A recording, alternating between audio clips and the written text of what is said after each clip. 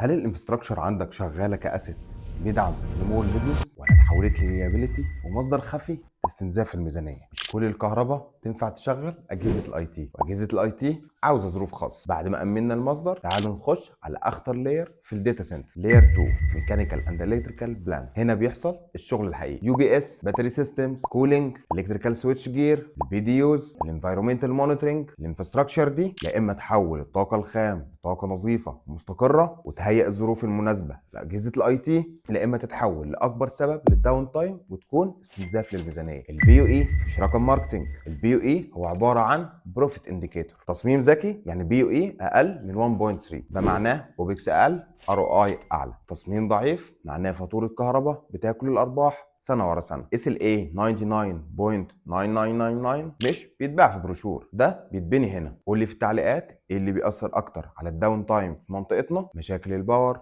ولا الكولينج ولا الهيومن ايرور. الفيديو اللي جاي نطلع لللاير اللي بعدها.